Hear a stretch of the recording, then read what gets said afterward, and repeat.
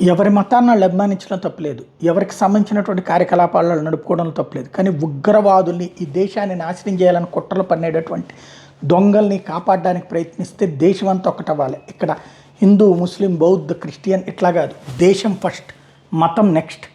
మతం అనేటటువంటిది మన కోసం అవ్వాలి. అంతేగాని మతాన్ని అడ్డుపెట్టి ఉన్మాదం చేసే వాళ్ళని కాపాడకూడదు. తాజాగా ప్రమాదకరమైనటువంటి సిచ్యుయేషన్ క్రియేట్ అవుతుంది. ఉత్తరప్రదేశ్లో ఏదైతే ముఫ్తీ ఖలీద్ నద్వీ అనేటటువంటి అతను కొన్ని ఉద్రిక్త సంఘటనల వెనకాల కారకుడు అని చెప్పి కనిపెట్టి ప్రాథమిక ఆధారాలు సేకరించిన తర్వాత ఎన్ఐఏ, నేషనల్ ఇన్వెస్టిగేషన్ ఏజెన్సీ అతను అరెస్ట్ చేయడానికి వచ్చింది. వెంటనే అక్కడ ఉన్నటువంటి మైక్లో అనౌన్స్మెంట్ చేశారు, ఇతను అరెస్ట్ చేయడానికి వచ్చారు, తక్షణం అడ్డుకోండి అని చెప్పేసి. వెంటనే అక్కడి నుంచి పెద్ద ఎత్తున చుట్టుపక్కల ఉన్నటువంటి ముస్లింలు అందరూ గ్యాదర్ అయ్యారు. అతన్ని విడిపించడానికి ప్రయత్నించారు. చివరికి ఎన్ఐఏ వదిలిపెట్టలేదు. అక్కడ యోగి ఆదిత్యనాథ్ సర్కార్ ఉంది కాబట్టి పోలీసులు కూడా ఎన్ఐఏకి సహకరించారు.